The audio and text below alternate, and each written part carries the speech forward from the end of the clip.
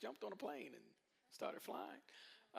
No, so the first week of May into the second week of May, I went to Kenya. That was the trip to Kenya with Mercy. I represent Mercy with Vineyard Missions, Compassion International, and Convoy of Hope. Convoy and Compassion were the sponsors of the trip, so none of us had to pay any money. Just pay for our time. Praise God. Yeah. So I will admit I did splurge and spent an extra, I don't know what it was, $100 to get some. Oh, to get some extra leg room. Not that I need so much leg room, but that's a 16-hour flight. It was a guy. Look on the plane on the long ride over. This guy sat behind me, and I don't know what part of Africa he was from, but he was speaking to me, and I didn't understand what he was saying. And he's probably 7 foot tall or more. He's like the biggest man I've ever seen in my life, and he sat right behind me. And so he was trying to convince me to switch seats with him. And I said, "Listen, man, I paid for this seat. I mean, I know Jesus paid it all, but I mean, I could be nice, but it's 16 hours, man. I'm sorry." And he started offering me money, and the lady next to him was saying, it was trying to tell me what he was saying in whatever language. And I'm like, "Well, I really don't understand." And she leaned over to him and said, "American." He said, "Oh, I don't know what that meant, but I sat in my seat." Sorry, buddy, your knees hurt. So we were sponsored by Compassion and Convoy, who paid for the full trip. This trip, I'll say, it was an amazing missions trip for us to experience. The goal was to experience the ministry work of Compassion and Convoy, like up close and personal, so that we can see what they are up to and to see if we would be interested in partnering with what they do around the world. And so this was one place that they are doing work there. So.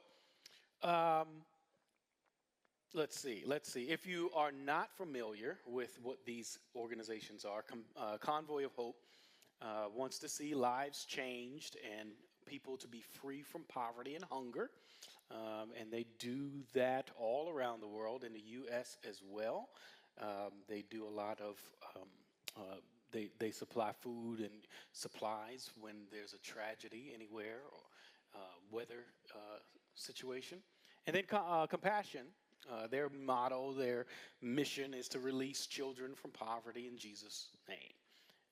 They said they get a lot of pushback about that "in Jesus' name" as their mission, but they will never, they even put it in their bylaws and legally to make sure that they never are able to remove "in Jesus' name" from their motto. And did I do that? And is that rain? What? See, y'all made it just in time. Don't say that. That's mean. I don't have a clicker anymore. I want my pictures. So what I'm going to do? Thank you. Look at you, Andy. Just clap it on. All right. So what I plan to do today is, or this evening, is to tell you, just really walk through each day, just walk through my experience, and then kind of end on, I guess the experience for myself, like what did that all mean, and where do I think God is inviting Mercy to participate in all of this. So let's go ahead and walk through some of this stuff. I went to Kenya. That's the Kenyan flag. I should have put that up a long time ago. The next picture there is probably not meaningful to you, but it's the most meaningful out of all of these pictures for me.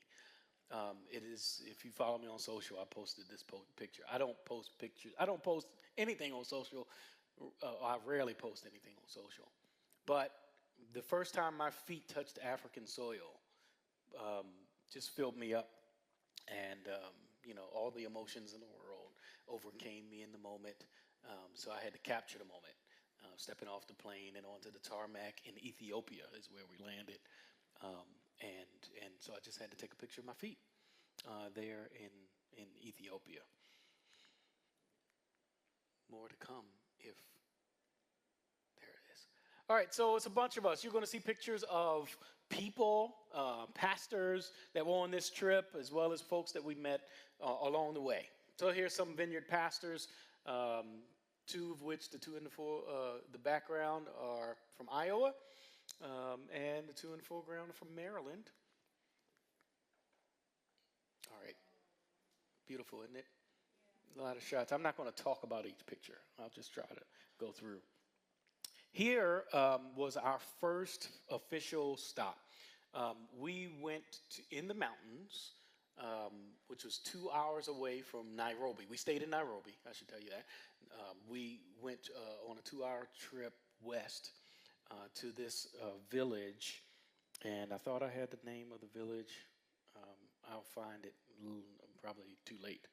Anyway, we went to this village, and it was a Maasai school in Narok, the Narok Mountains. I was thinking and really expecting a nice, hot African day. Like, when we arrived there, it was like 90 degrees. And I said, oh my gosh, this is, it's not regular 90 degrees. This is Africa hot. It's like, it feels 100. And so the next day when we were going out to travel for the whole day, and I had on the lightest clothes I could find. And they said, oh, Gary. They didn't tell me this till we got on the bus and started traveling. We were halfway there. We're going into the mountains today. Well, what does that mean? Because it's starting to get chilly, right? Oh my gosh, it was so cold. It was 60 degrees, and I had on short sleeves and everything. It was awful.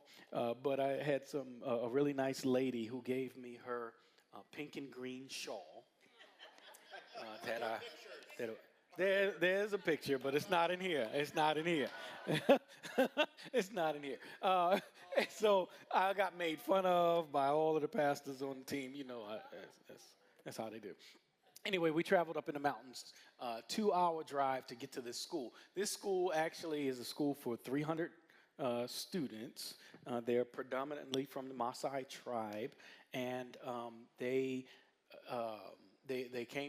come to the school, and all of them walk to school. They walk. I don't know the conversion rate, but it's 1 to 5 kilometers. The furthest student walks 5 kilometers to school. And they come to the school every day because it's the source of their food.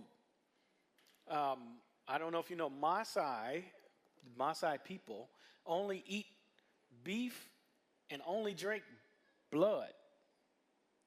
Yes, so that's their diet. And so they don't get to eat. They say these kids probably will eat, if they stay with their family, maybe twice a week. And so coming to school allows them to get at least one meal, but usually two. They get their lunch, and then they get a meal before they leave, of porridge, basically, 5 days out of the week, so they can survive. And so these kids come to school and get their food. The parents let them go to school primarily for the food, but they're getting an education in the process. One of the things that they're learning in this school, I mean, regular math and writing and things like that, learning English, very proficient. All of them are really proficient in English, but they're learning agriculture. They're teaching what Convoy is doing with this school is providing the school with seeds and agricultural understanding so that they can grow vegetables. And so now what they're doing is changing the culture in the Maasai, because now these kids at school are growing and eating vegetables along with whatever, the beef that they raise. But now they're bringing this understanding and seeds back home, and now their families are starting to incorporate vegetables into their families, their lives, to their diet, which I thought was very interesting and eye opening. Yes.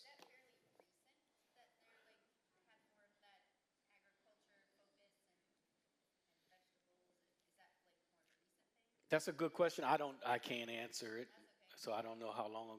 Yeah, but yeah, I don't know how long that's been happening. But it was beautiful. They walked us through, and all the kids could name every plant that was growing up. And the teacher told her, "Hey, go get us some. I want you to go get us some kale, some corn, some spinach, and whatever." And they just ran out in the fields and came back with samples of everything. And it was great. It was great to talk to the kids and hear about their experience and how they're planting and growing these things. So this is that same class, that school. Here's some of the kids. Boys and girls, yes. Yes. Oh, yeah. Everybody but Americans know two languages. I'm sorry. I shouldn't say it.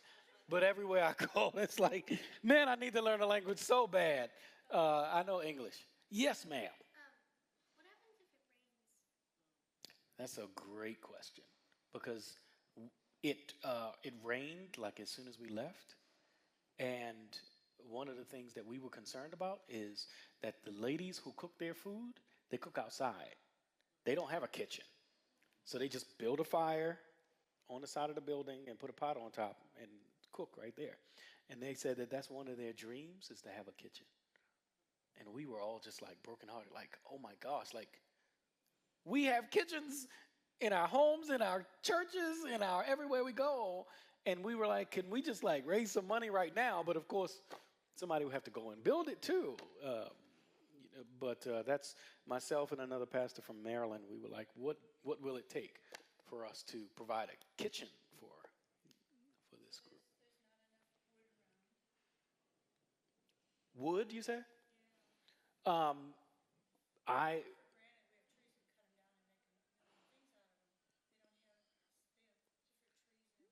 Yeah, trees out here were few and far between, and the ones that were out there are probably as big as what's behind Rob's head right there.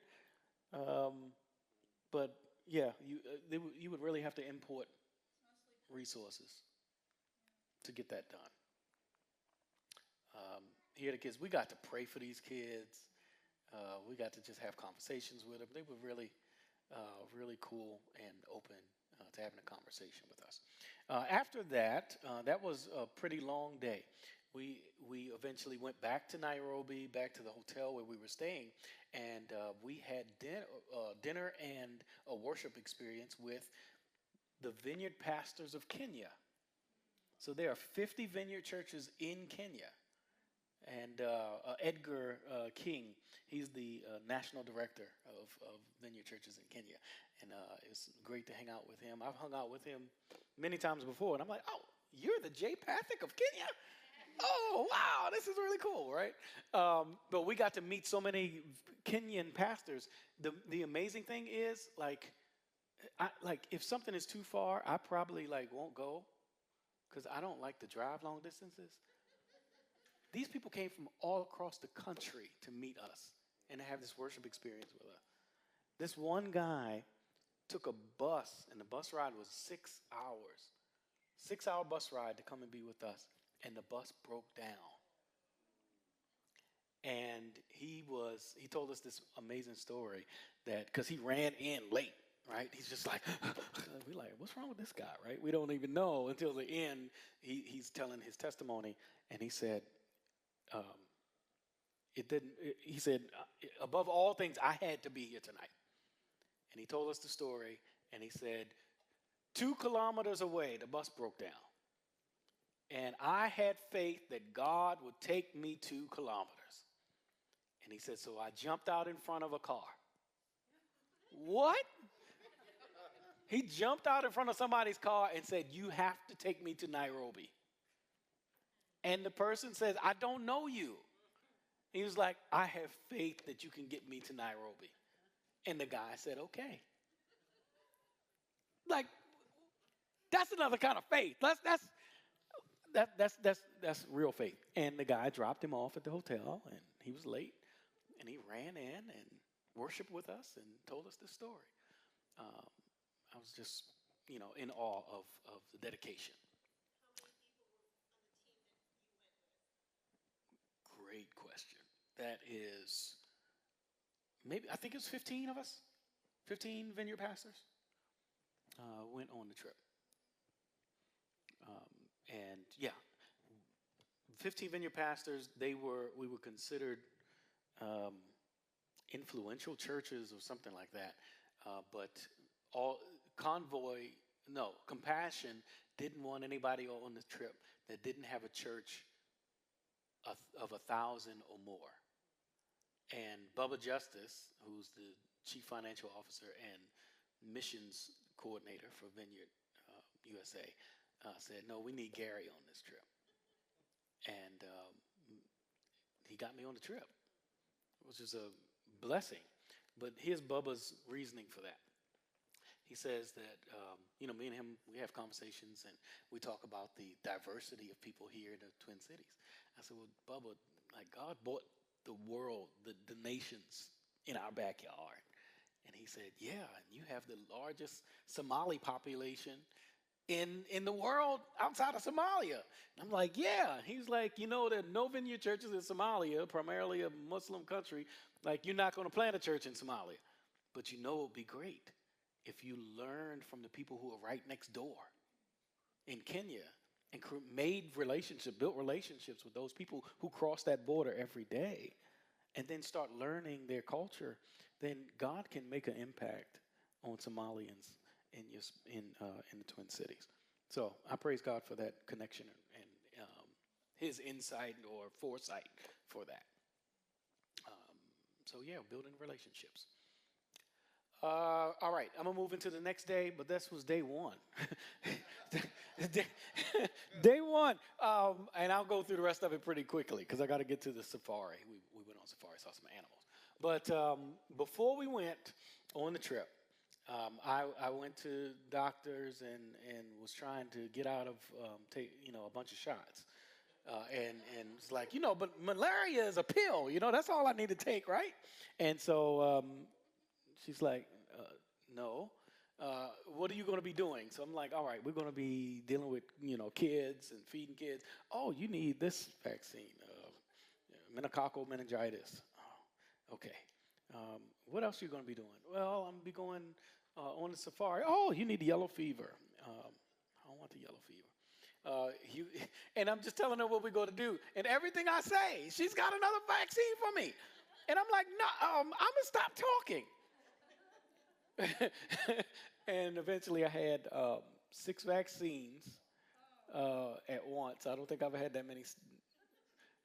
5 needles and 1 vaccine by mouth. I never had that many in my life at one time.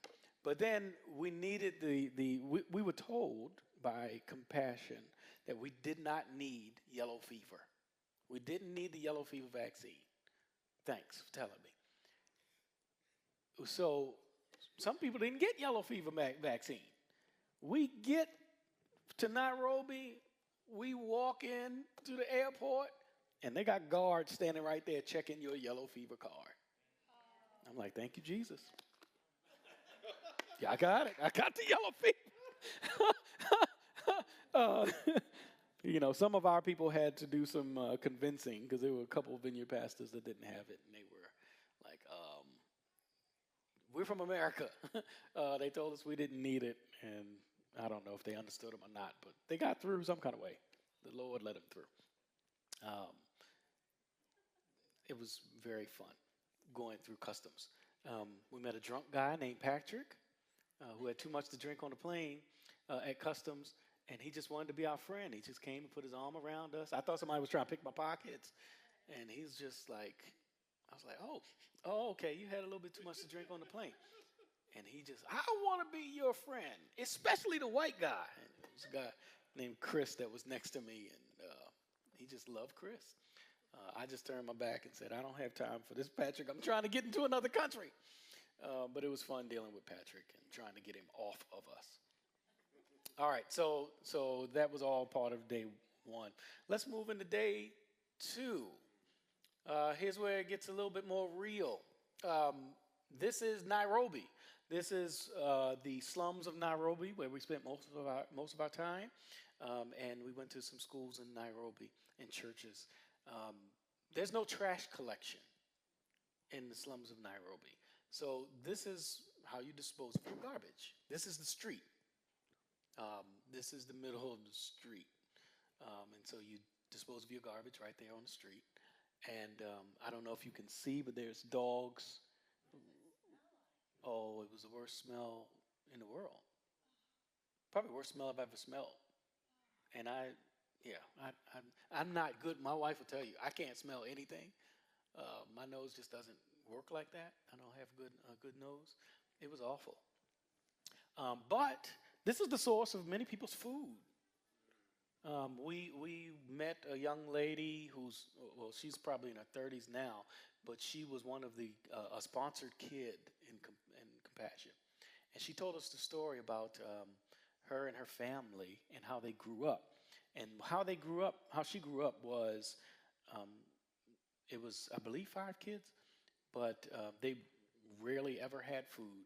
Her dad made, I believe, $30 a week, um, and it was, I think, $30 a month. No, he made like, I forget how much it was. Whatever it was, it was just enough to pay their rent, because it was like $30 to rent a 10 by 10, um, one of these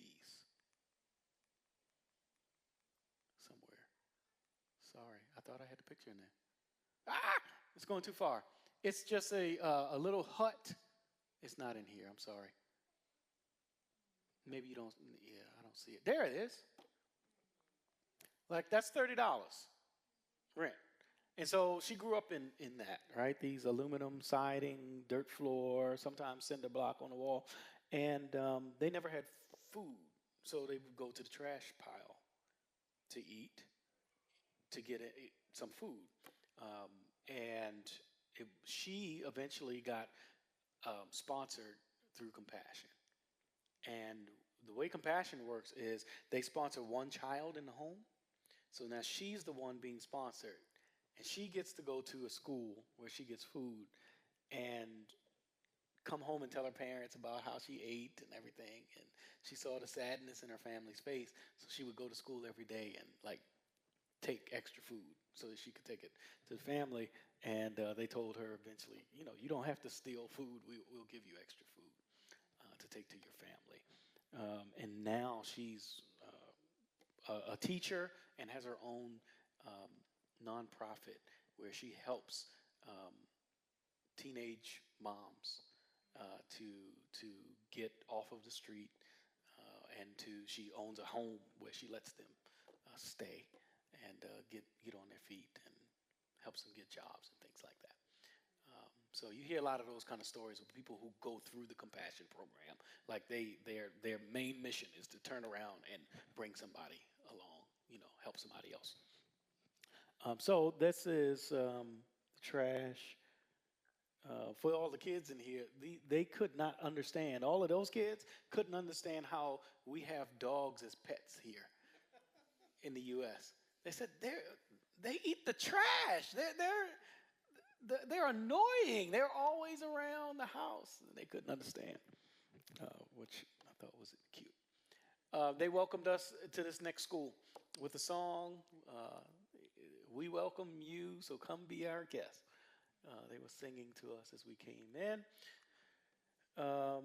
This is a church that they use as a school. And they also, those buildings all the way in the back, they use as for livestock. So they have like chickens and things like that, laying eggs, and they grow their own foods and things like that from Convoy. I love Convoy. I love all of these things, but Convoy was amazing because they not only feed people, but they try to um, eliminate poverty with their women's empowerment program. So one thing they do is they try and help women whose husbands have passed away or have left them. And this was the presentation from the women in this particular program. Women who've been pulled out of Because most women in this culture don't have education, so they can't go get a, there's no, they go and get a job. Most turn to prostitution for income to support their families. And so the Convoy's program helps or teaches women business skills and people skills, and customer service skills. And these women, all of them up there, own a business. And so they give them the capital to start the business that they're trying to launch. And they help them along the way by giving them mentoring and coaching to get them to understand that they might want to own a, a gas station one day, right? But you got to start with this $5,000 that we're going to give you, right? Start a clothing business or plant something in your backyard and sell that. We're not, you have to grow the business. And so all of them are growing their businesses, which I thought was probably one of the most moving things during the trip for me. Going out here, meeting the kids, seeing the plants that they're growing. Tina, I don't know if y'all know Tina Williams. She's one of the pastors at ECV. Yeah, Kim from ECV is in the house. Her pastors were there. So Josh and Tina Williams. Tina carried her guitar with her on all of these trips and used that as a communication device that just brought all of those kids around her. They loved her. And she would just sing and teach them songs, and it was just a beautiful experience. Here's some of the food that they were cooking at that school, provided by Convoy. Convoy does partner with Feed My Starving Children to get food to some of the schools. So this is some of the food that we get. Some people on the bus, us driving, Jay Pathick back there acting silly. All right, then we got to Compassion International headquarters for Kenya. We got to this building. It was an amazing building, state of the art, very new, fairly recently built. And here's some, I don't like that. That's us, probably. You see all the tall people stand in the back. So I'm back there with Jay Pathick.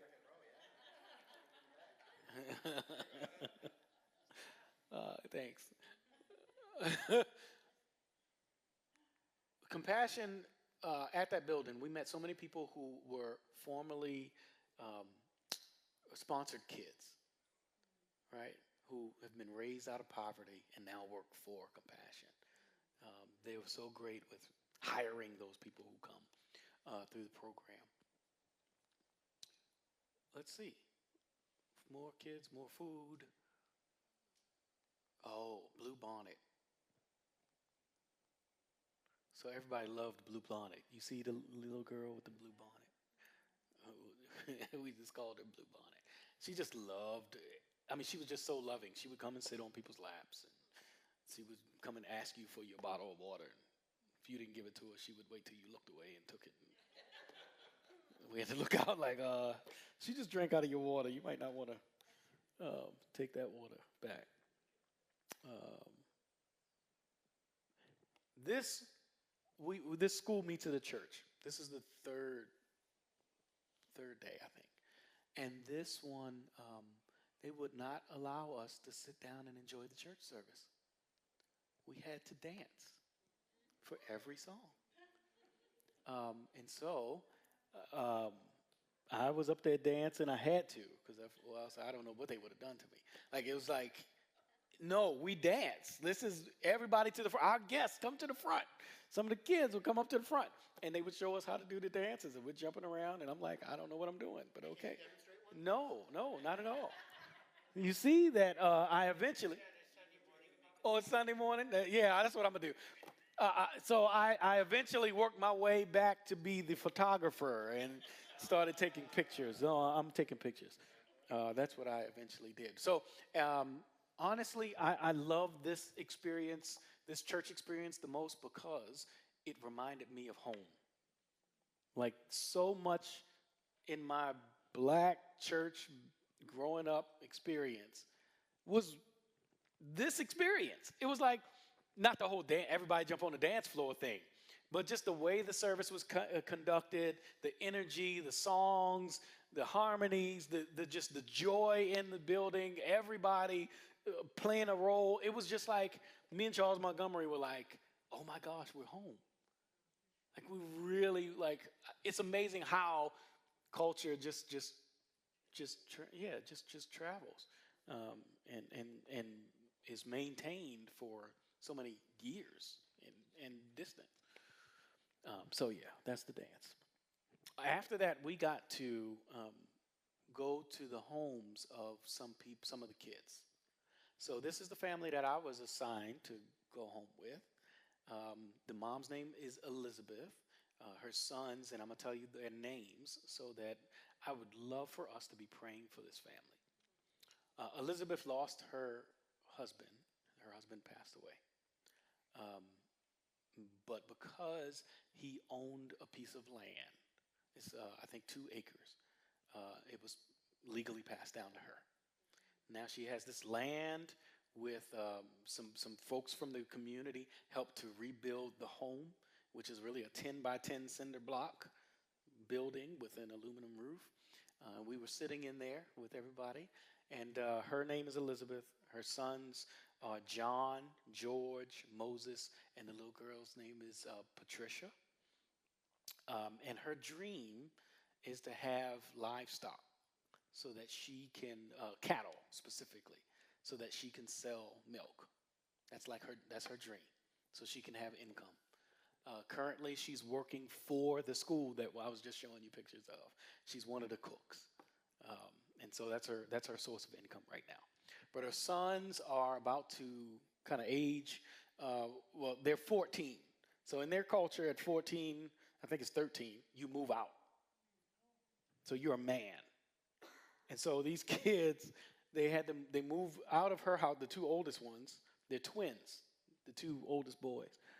And there's like a little aluminum shack on the property, and so they live in that little home.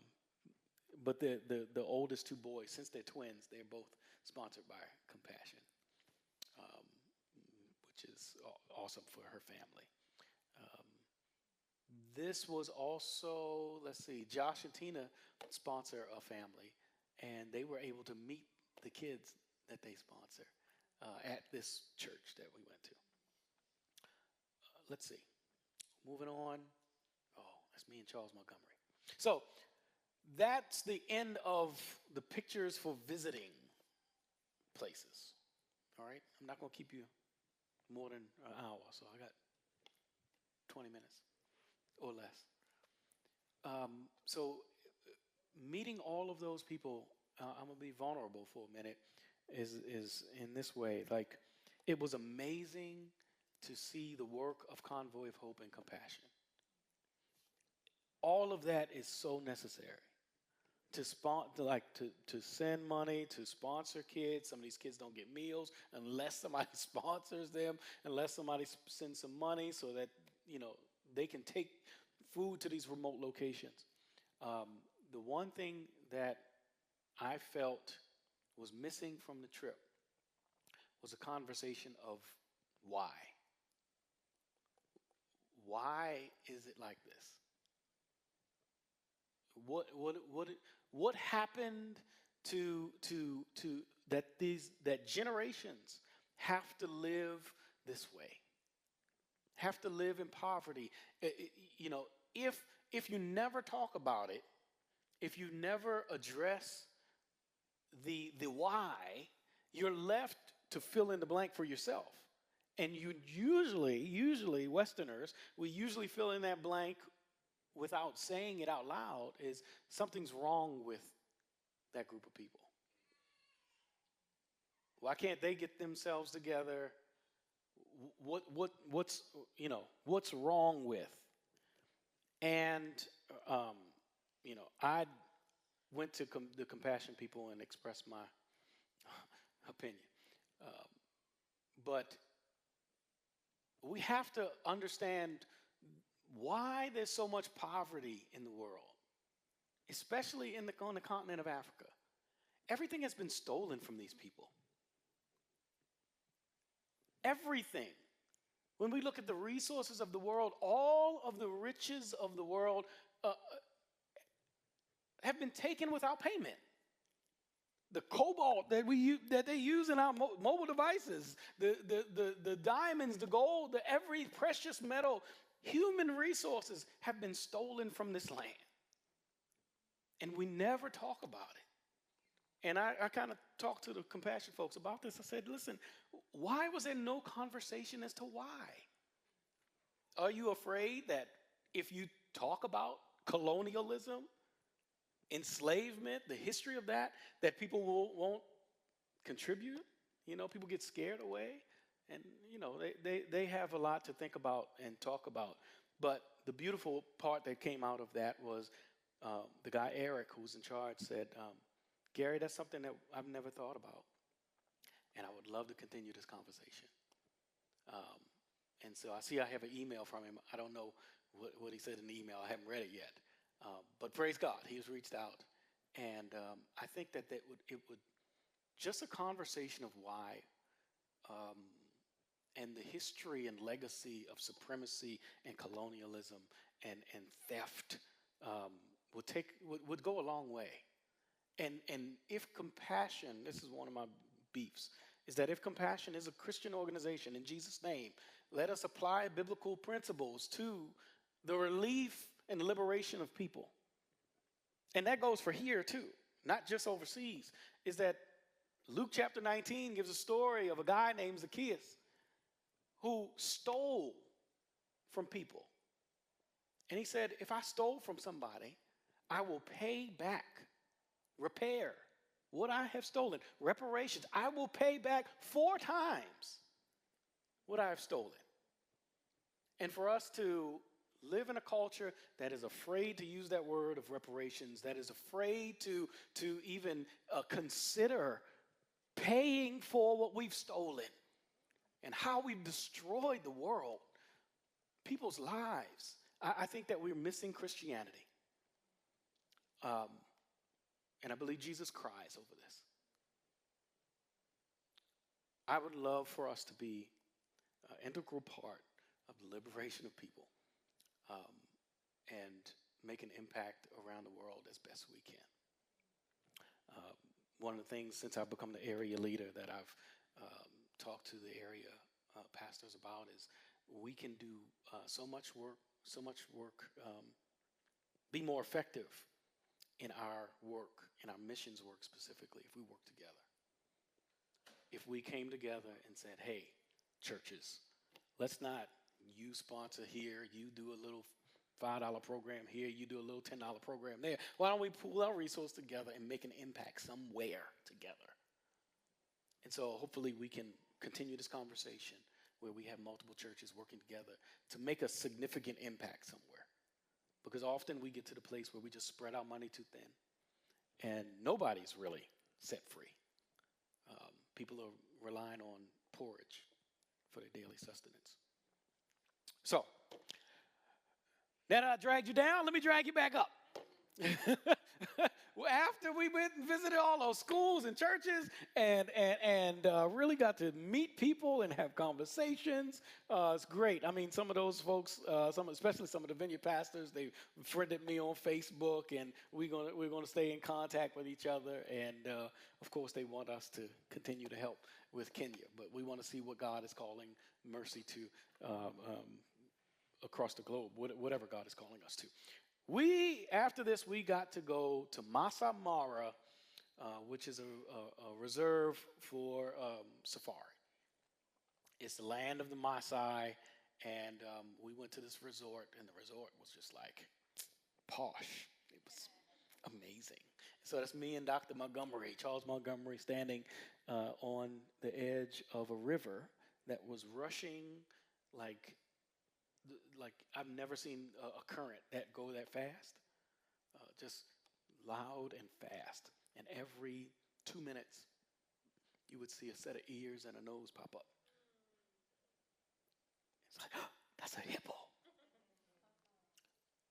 So let me try to get through here. Yeah, here's the beauty. If you ever get a chance and you got like $2,000, like you can stay at this place. which was nice. Nara County Conservatory. Oh, I don't. This is the Maasai performing for us. Yeah.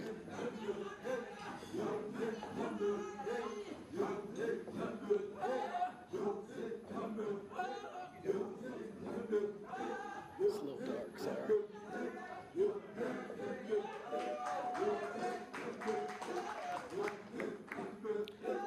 So they're doing their Maasai traditional dance, walk, and calls while we were having dinner one night at the resort hotel.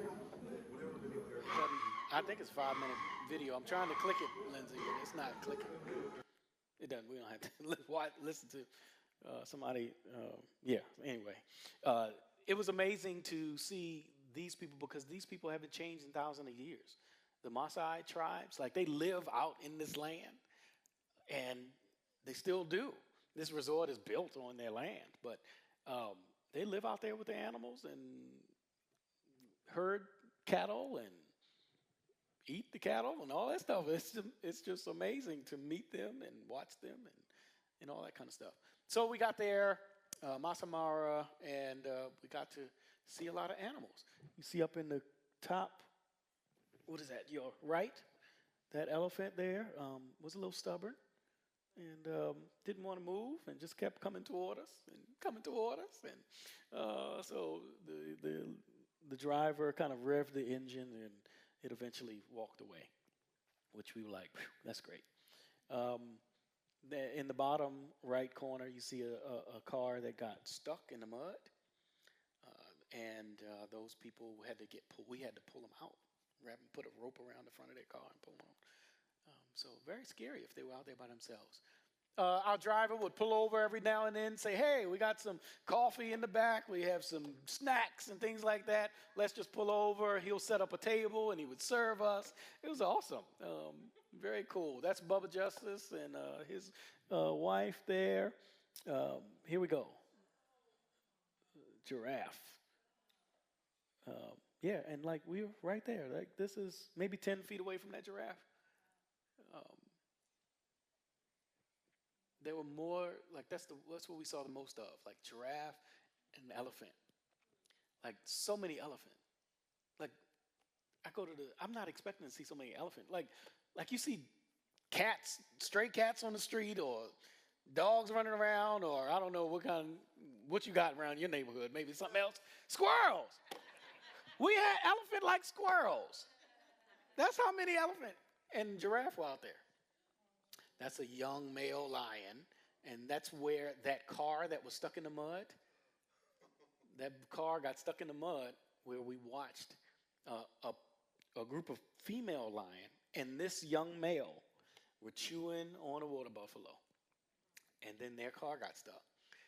And they all started hopping out of the car. And the lion, they saw that as a threat and they ran away. So they didn't see us as a threat in this instance. Let's check out the next one. Here we go. Some more people. It was the weather there. It's like I don't know. Maybe I'm naive. I expect Africa to always be hot, like I was telling y'all before. Going out there on safari, I'm expecting 90 degrees. No, 58. It just the temperature would just drop at the end of the day, and then in the morning, it would start to warm up until noon. Then it would get hot. You had to just dress in layers. So that's Chris Harness up in the top right corner, the guy who took John Elmer's place as lead pastor of Syracuse Vineyard. Oh, that's me. I tried to get a better picture here, but those are hippo. So it rained significant. It was a cyclone while we were there that hit Kenya. We actually got a email from the U.S. government saying, "Do not participate in any activities." And it was like, "But we can ready to fly to the safari." Several people were considering not going, and there was My two brothers on the trip, Josh Williams and Charles Montgomery, were like, "Yeah, we're gonna change our flights and we're gonna just fly back to the U.S. We're not gonna go to the safari." And I said, "Are you kidding me? This is a once in a lifetime. We're gonna go out here. We're gonna see some animals. We're gonna see some lions and tigers and bears. Oh my!" And then Josh Williams said, "Well, if Gary goes, I know it's gonna be fun." And so they went. Tina left early, but yeah, those two guys went with us. The hippo were in the mud over here because that river that I was telling you about was just too. It had rained too much, and that rain had done significant damage to the other side of the resort that weren't going to. It washed animals away, and it was rough. So the hippo found their way to a mud puddle. Just another pretty sunset, I think. Face to face. He was right next to me. And actually, this was face to face, but then we went up a few more feet, and we were trying to figure out why the elephant, they all had their ears spread out like this, and they were just shaking their heads, and one was just really angry with us. He kept charging and backing up, charging and backing up. And I was like, I think it's time to start the car. The driver said that he thinks that one of the lion got one of the babies. So they were really upset about that. And we're sitting there taking pictures of them, and they like, we're trying to have a funeral over here. And so Americans, I tell you. I forget the name of that bird. Anybody know the name of that bird? Yes, I asked him. It's a superb starling. There's some eagle that I could. Sorry, that's a bad picture. But there was a vulture. This is where it starts getting real to me as I wrap it up with 8 minutes to go. Let's see. It's a lady with a gun who sits at the entrance of the of the reserve, and she's on her phone. So, like, if a bear walked up behind her, there's no bear out there. A lion comes up behind her. I don't know. She might shoot in the wrong direction. I'm like, we need to get out of here. That machine gun she has. Kevin Fisher's favorite animal. We got no. You can't ride the zebra.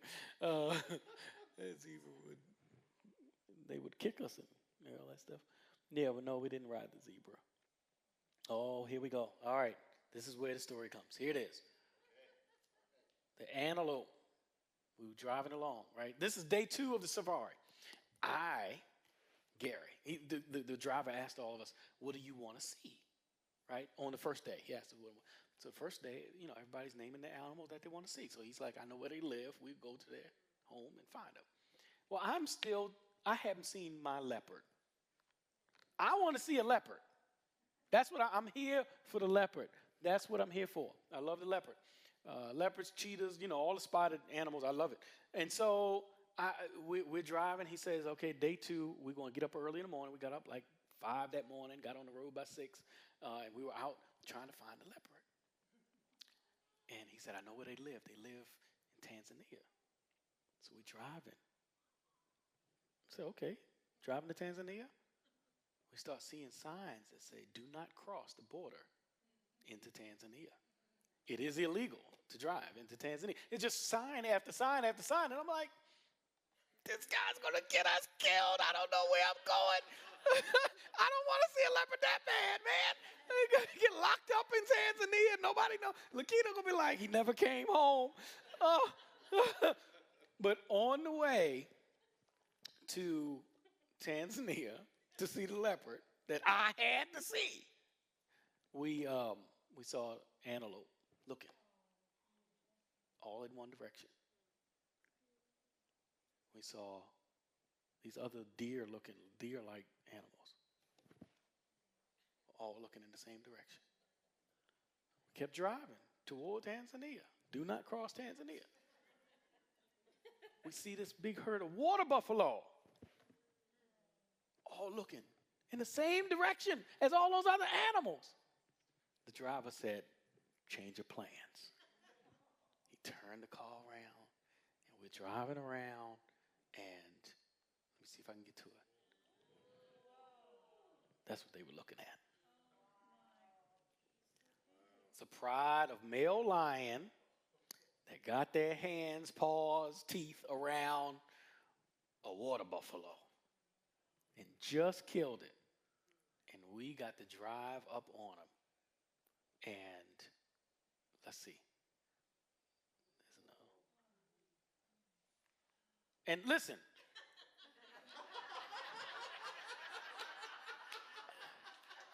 I'm trying to tell you. We were in an open air Jeep. There's no wall, there's no doors. We're in this Jeep, this Land Cruiser actually. And no doors, it's just a seatbelt. And we riding up closer and closer to this pack of lion, this pride of lion. And we get up to as close as I am to you, Dean. And look, Charles Montgomery on this side of the van. I'm right in this side with the open door. And this is where he pulls up.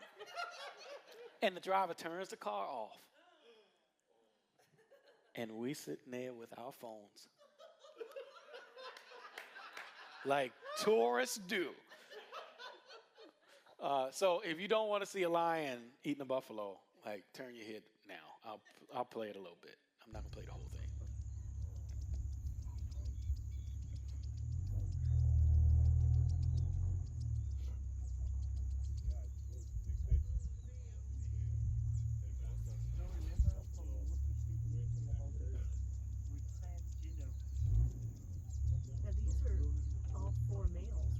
Yes. Yeah. So do they? They make a coalition sometimes. Okay. Yeah, they do make a coalition. So they were not concerned about us,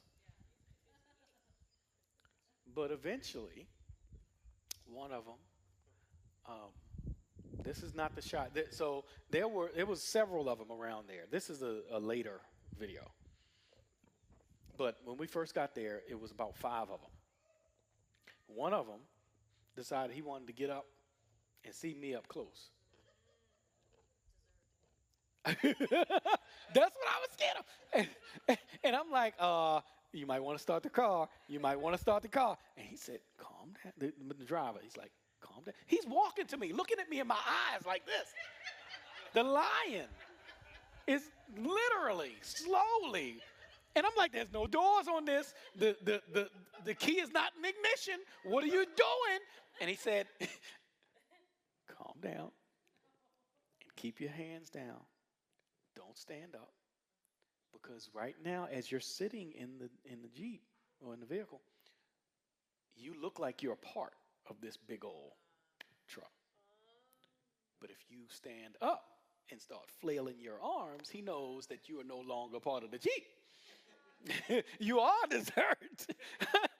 And so I'm just standing there holding my phone, just trying not to mess my pants up. Taking pictures and trying to record this thing. So yeah, that's what that was. That was quite interesting. So we got to see the lion destroy, literally, just take care of a water buffalo. Yeah, because he was crawling above my head when we were eating dinner. This is back at the resort. I didn't get a chance. I tried to take a picture. It was a black-faced monkey.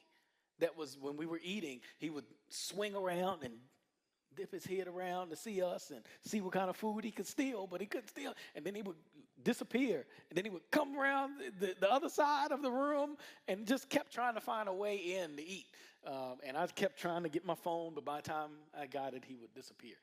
But the gecko were a little slower, so I got a picture of the gecko. Is that it? This is a guy that looks just like my cousin Kevin. And I said, listen, man, I gotta take a picture of you before I leave here. Like, I gotta show my family. Like, this is family. Like, this is blood. It's like, it's amazing. It's amazing to go to Africa and see people that look just like your family. Probably is. I should have asked him for his ancestry. Like, he probably came up in my list. All right. So yeah, this is the Kenya border. That's me with the the. No, that's not the shawl. That is a Maasai blanket, actually. The Maasai people, and I'm pushing the wrong button. They wear blankets, usually black and red, but they also have other colors. Usually wear black and red so that if they're ever attacked, they can unwrap themselves. Now, this is all the clothing they're wearing. They can unwrap themselves and throw the blanket, and the animal will be attracted to the red blanket so that they can get away. And so our driver was telling us a story about how, because he was Maasai, and one time he was being attacked by a bull, and he had to unwrap himself and throw the blanket, but he's like, now running around the field naked. And so he had to run and hide behind a rock and wait for nobody else to be around, and then he's running behind a tree and trying to get back home. Yeah, it is. So this is at the Kenya border. All right, this is, my time's up. All right, Kenya border into Tanzania. We got to Tanzania. We're out here in the Serengeti.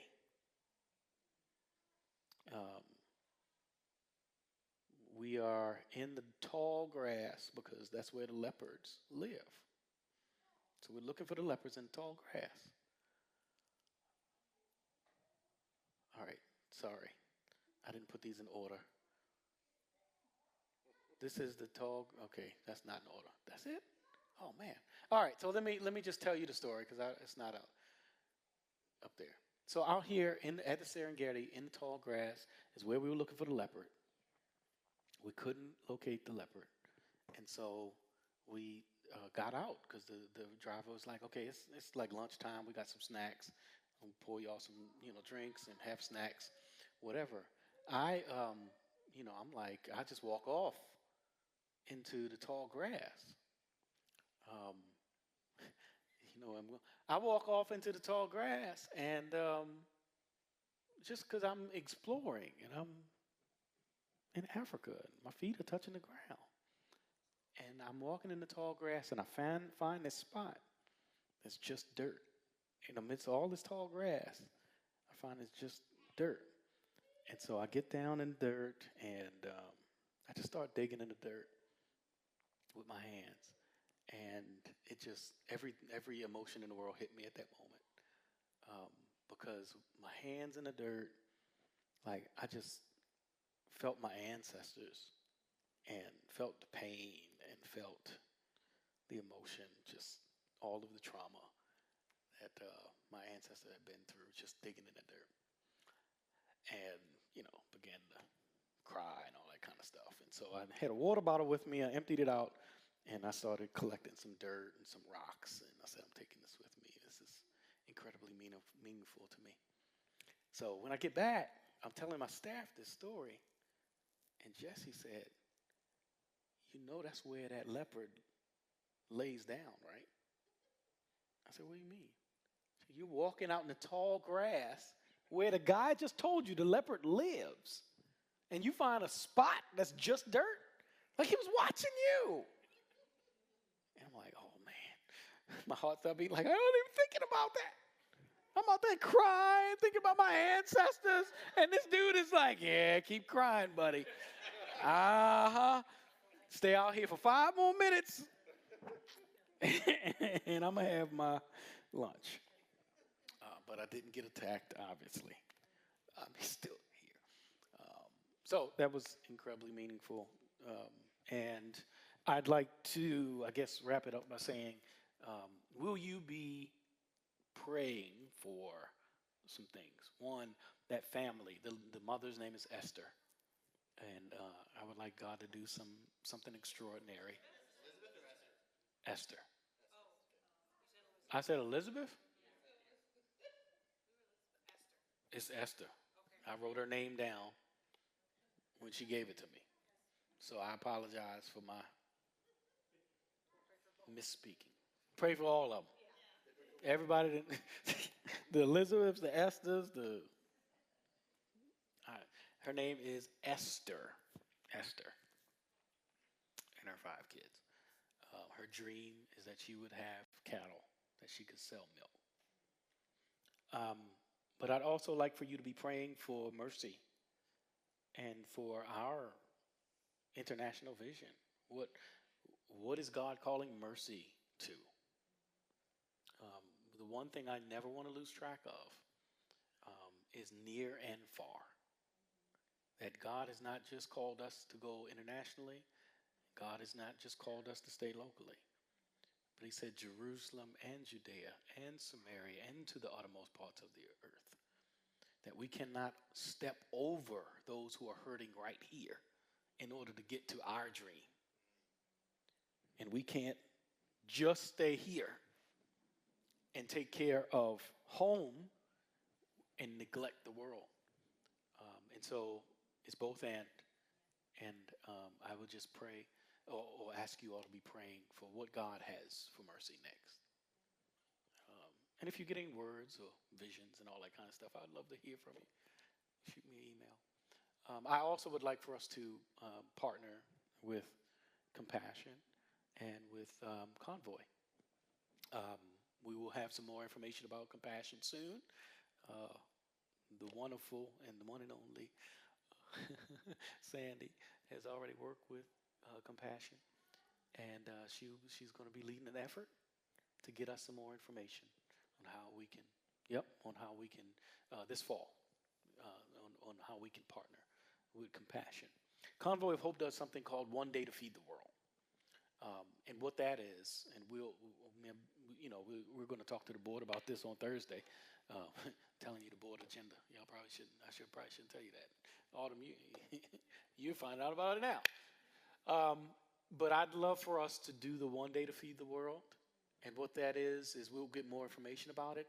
But what they ask is if you could give one day of your wages toward feeding the world, we can make a great difference.